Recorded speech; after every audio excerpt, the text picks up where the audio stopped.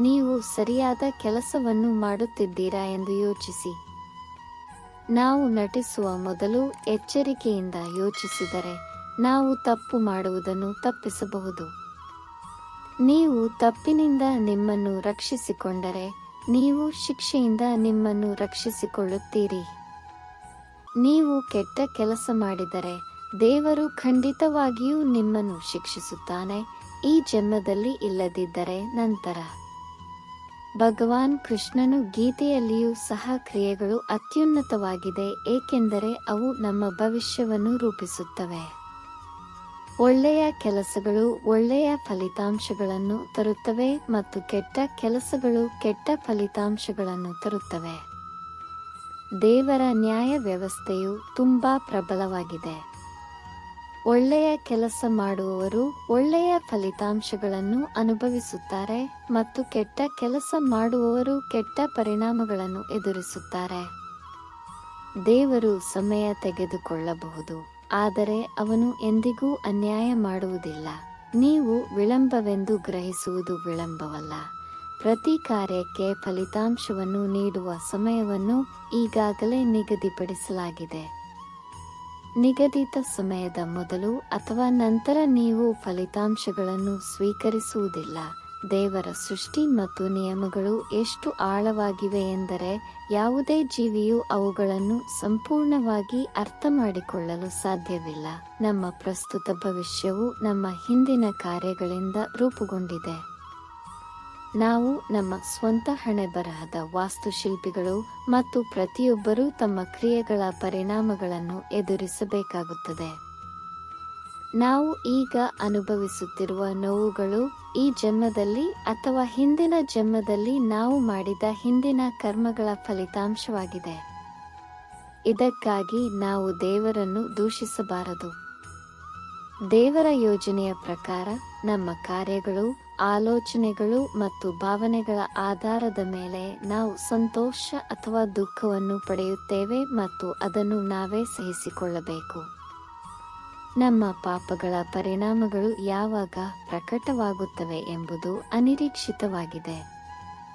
ಕೆಲವೊಮ್ಮೆ ನಮ್ಮ ಹಿಂದಿನ ಪುಣ್ಯ ಕಾರ್ಯಗಳು ಖಾಲಿಯಾಗುವವರೆಗೆ ತೀವ್ರವಾದ ಪಾಪಗಳ ಫಲಿತಾಂಶಗಳು ವಿಳಂಬವಾಗುತ್ತವೆ.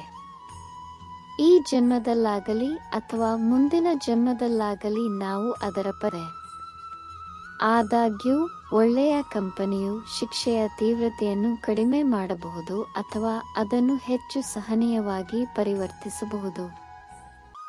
ನಾವು ನಮ್ಮ ದುಃಖಗಳನ್ನು ನಗುವಿನೊಂದಿಗೆ ಎದುರಿಸಬೇಕು, ಏಕೆಂದರೆ ನಾವು ನಮ್ಮ ಕಾರ್ಯಗಳ ಫಲಿತಾಂಶಗಳನ್ನು ಸಹಿಸಿಕೊಳ್ಳಬೇಕು. ಅಳುವುದು ನೋವನ್ನು ದ್ವಿಗುಣಗೊಳಿಸುತ್ತದೆ, ಆದರೆ ಅದನ್ನು ನಗುವಿನೊಂದಿಗೆ ಎದುರಿಸುವುದು ಅದನ್ನು ಅರ್ಧದಷ್ಟು ಕಡಿಮೆ ಮಾಡುತ್ತದೆ. ನೀವು ಪಾಪವನ್ನು ಮಾಡಿದರೆ ಮರುದಿನ ಅತ್ಯುತ್ತಮ ಅಭ್ಯಾಸವಾಗಿ ಉಪವಾಸ ಮಾಡಿ. ನೀವು ಕಾರ್ಯನಿರ್ವಹಿಸಬೇಕು. ನೀವು ಮಾಡದಿದ್ದರೆ ಪಾಪಗಳು ಸಂಗ್ರಹವಾಗುತ್ತವೆ. ನಮ್ಮ ಕ್ರಿಯೆಗಳ ಸ್ವರೂಪವು ಫಲಿತಾಂಶಗಳ ಸ್ವರೂಪವನ್ನು ನಿರ್ಧರಿಸುತ್ತದೆ. ದುಃಖ, ಅನಾರೋಗ್ಯ ಮತ್ತು ಕುಟುಂಬದ ತೊಂದರೆಗಳು ನಮ್ಮ ಕೆಟ್ಟ ಕಾರ್ಯಗಳ ಫಲಿತಾಂಶಗಳಾಗಿವೆ. ನಾವು ಹಿಂದೆ ಮಾಡಿದ್ದು ಈಗ ಫಲ ನೀಡುತ್ತಿದೆ. ಜನ್ಮದವರೆಗೆ ಧ್ಯಾನ ಮಾಡಿದ್ದೇನೆ ಮತ್ತು ನೋಡಿದ್ದೇನೆ ಮತ್ತು ನಾನು ಯಾವುದೇ ಪಾಪವನ್ನು ಮಾಡಿಲ್ಲ. ನಾನು ಬಾಣಗಳ ಹಾಸಿಗೆಯ ಮೇಲೆ ಏಕೆ ನರಳಬೇಕಾಯಿತು?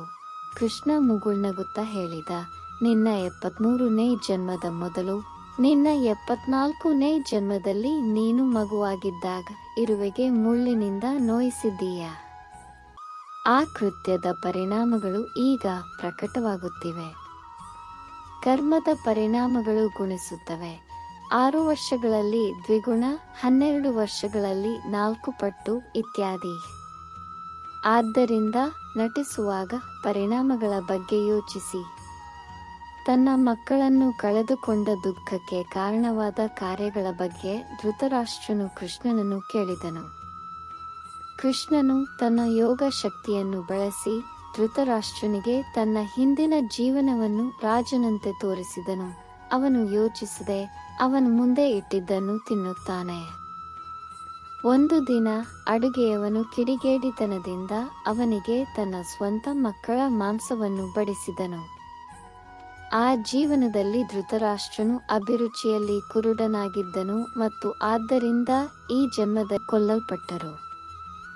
ನಿಮ್ಮೊಂದಿಗೆ ನೀವು ಏನು ತೆಗೆದುಕೊಂಡು ಹೋಗುತ್ತೀರಿ ಮತ್ತು ನೀವು ಏನು ಬಿಟ್ಟು ಹೋಗುತ್ತೀರಿ ಎಂಬುದನ್ನು ಪರಿಗಣಿಸಿ. ಮಾನವರು ಇಹದಲ್ಲಿ ಮತ್ತು ಮುಂದಿನ ಜೀವನದಲ್ಲಿ ಅವರಿಗೆ ಲಾಭದಾಯಕವಾದ ಸಂಪತ್ತನ್ನು ಸಂಗ್ರಹಿಸಬೇಕು. ನಾವು ಈ ಜಗತ್ತಿಗೆ ಬರಿಗೆಯಲ್ಲಿ ಬರುತ್ತೇವೆ ಮತ್ತು ಅದೇ ರೀತಿಯಲ್ಲಿ ಹೊರಡಬೇಕು ಎಂದು ಎಲ್ಲರಿಗೂ ತಿಳಿದಿದೆ. ಮರಣದ ಸಮಯದಲ್ಲಿ ಸಂಪತ್ತು, ಆಸ್ತಿ, ಉದ್ಯೋಗ, ಕೀರ್ತಿ, ಸಂಬಂಧಿಕರು ಮತ್ತು ಮಕ್ಕಳನ್ನು ಕರೆದುಕೊಂಡು ಹೋಗಲಾಗುವುದಿಲ್ಲ. ಆದ್ದರಿಂದ ಈ ವಿಷಯಗಳಿಗೆ ಏಕೆ ಅತಿಯಾಗಿ ಅಂಟಿಕೊಳ್ಳಬೇಕು? ನಮ್ಮ ಒಳ್ಳೆಯ ಅಥವಾ ಕೆಟ್ಟ ಕಾರ್ಯಗಳು ಮಾತ್ರ ನಮ್ಮೊಂದಿಗೆ ಇರುತ್ತವೆ. ದಾನ, ಸದಾಚಾರ ಮತ್ತು ನಿರ್ಗತಿಕರಿಗೆ ಸೇವೆಯು ಈ ಜೀವನದಿಂದ ನಮ್ಮೊಂದಿಗೆ ಹೋಗುತ್ತದೆ ಮತ್ತು ನಮಗೆ ಪ್ರಯೋಜನವನ್ನು ನೀಡುತ್ತದೆ. ಪ್ರತಿದಿನ ನಾವು ಶಾಂತಿಯ ಕ್ಷಣವನ್ನು ಕಂಡುಕೊಂಡಾಗ ನಾವು ನಮ್ಮ ಕಣ್ಣುಗಳನ್ನು ಮುಚ್ಚಿ ಮತ್ತು ಅಂತಹ ದೊಡ್ಡ ಅಶಾಂತಿಯಿಂದ ಏಕೆ ಬಂಧಿಸಲ್ಪಟ್ಟಿದ್ದೇವೆ ಎಂದು ಪ್ರತಿಬಿಂಬಿಸಬೇಕು. ಜೇಡದಂತಿರುವ ಈ ಒತ್ತಡ ಮತ್ತು ಪೈಪೋಟಿಯ ಜಾಲದಲ್ಲಿ ನಾವೇಕೆ ಸಿಕ್ಕಿಹಾಕಿಕೊಂಡಿದ್ದೇವೆ ಮತ್ತು ಯಾರಿಗಾಗಿ? ಕಟುವಾದ ಮಾತುಗಳು, ಅವಮಾನಗಳು ಅಥವಾ ಅಗೌರವದಂತಹ ಅಹಿತಕರವಾದದ್ದನ್ನು ನೀವು ಇತರರಿಗೆ ಎಂದಿಗೂ ನೀಡಬೇಡಿ. ಸಿಹಿ ಮಾತುಗಳು, ಒಳ್ಳೆಯ ನಡತೆ, ಗೌರವ ಮತ್ತು ಒಳ್ಳೆಯ ಆಹಾರ ಮತ್ತು ಪಾನೀಯದಂತಹ ನೀವು ಕೇಳದೆಯೇ ಹಿತಕರವಾಗಿ ಕಾಣುವುದನ್ನು